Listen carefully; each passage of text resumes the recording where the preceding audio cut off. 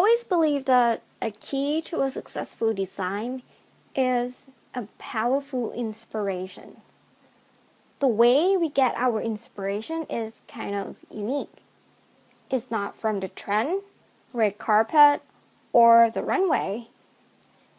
When we started on a project, the first thing that we are trying to do is picture a girl who would wear the dress. What kind of girl would she be? Would she be in love or sad? What kind of flower would she like? What would make her happy? Would she be confident?